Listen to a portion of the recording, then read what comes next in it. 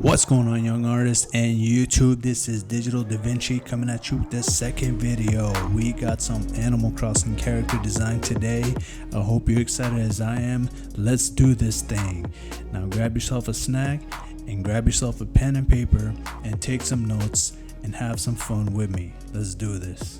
So like I said today, if you guys are familiar with Animal Crossing, I've been just addicted to that game, but I have a little backstory on that.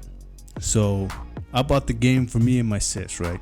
Now, we played this game, but I played it for a little bit, trying to make it just fun and just walking around and collecting whatever, making money and just having fun.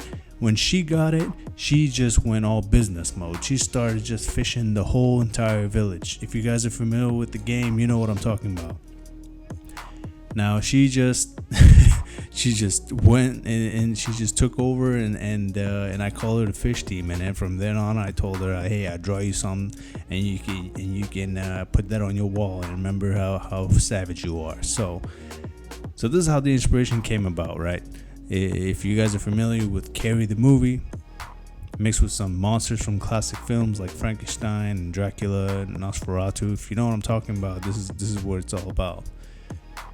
So you can see I'm like the previous video, we're going to do the line art, just something rough. But the thing about today is we're going to use that line art in order to make forms. Now, form drawing is very different from line drawing. Form drawing is more about shapes and making it look like a 3D rather than a 2D image. Now you guys are going to see the end product and I think you're really going to like it.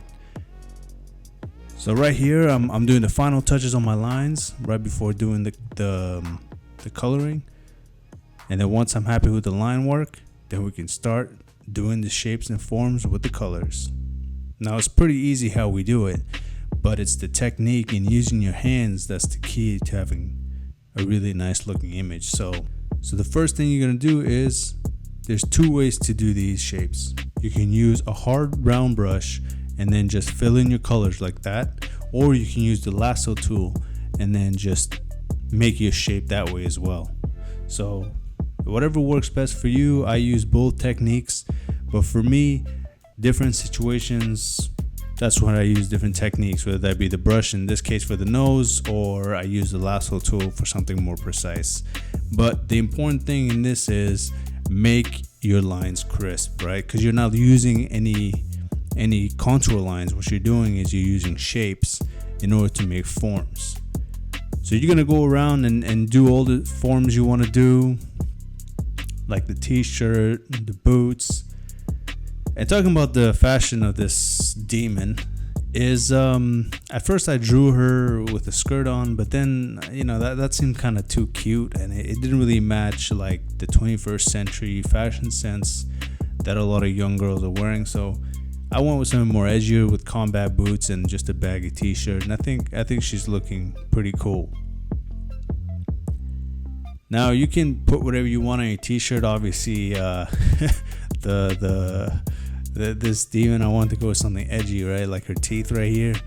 So just have fun with it, and like we talked about the previous video, which I'm gonna put in the info section right here, you can see that you need to really understand your character, and then once you understand what your character's motives are and what makes them tick, then you can really start adding design elements and focus more on the style. So this is my favorite part right here. This is the shading. Shading is very tricky. In order to understand shading, you have to understand how the 3D environment and lighting works, right? So once you understand the basic concepts of how form works, so what I'm saying is, don't think about the shape of it like in line drawing. Think of it more like if you're holding an apple. An apple has many curvatures and many different colors, so that you want to think more 3D. I apologize in advance, I did not record how I did the eye because I really didn't know how to form it.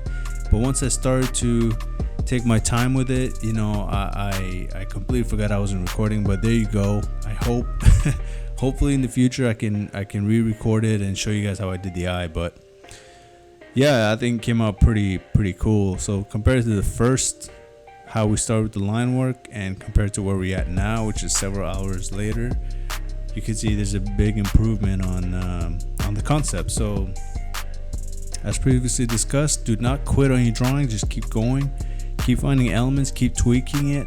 I'm gonna have more tips for you guys in order to, you know, render out your final product.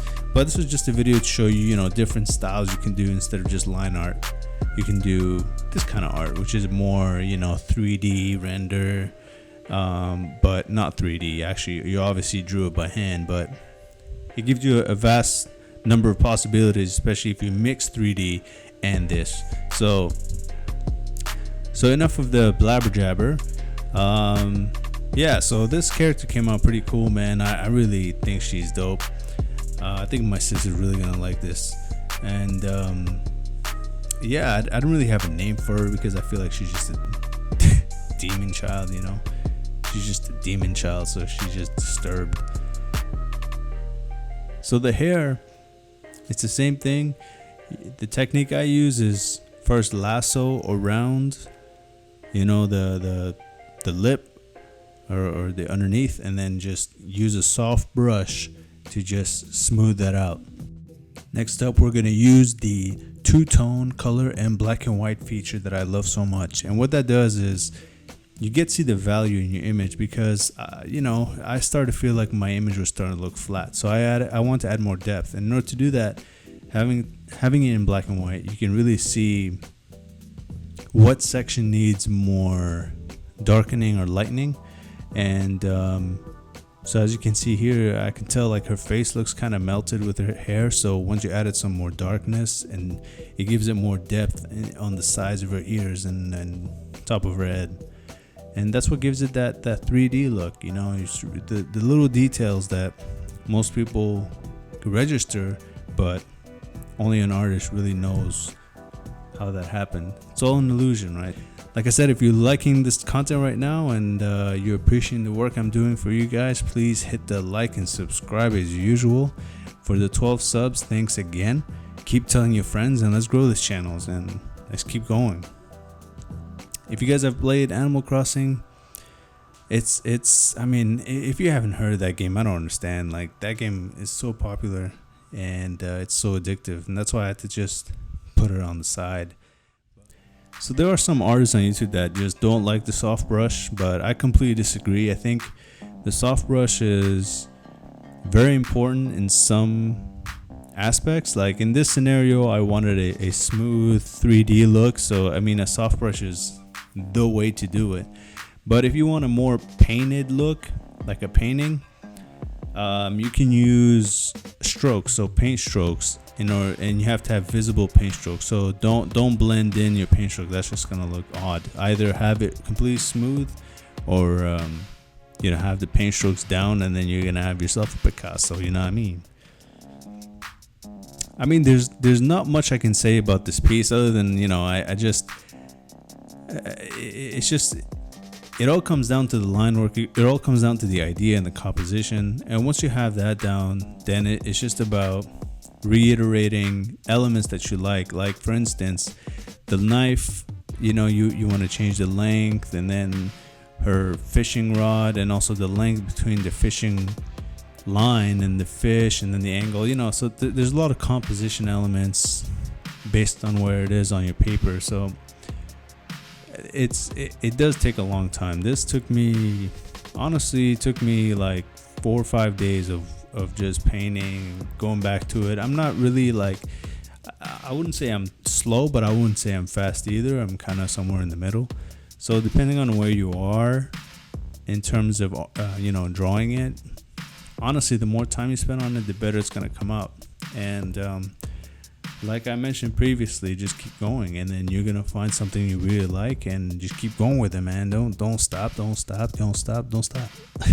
So yeah, so that almost about wraps it up for this piece. I hope you guys really enjoyed it. I mean, I really did. The paint splatters and other effects, you can add that as well. But this is the final piece, guys, and I think it came out great. She looks really cool, and hope to see you guys next time. Stay digital and let your friends know about this channel. Peace.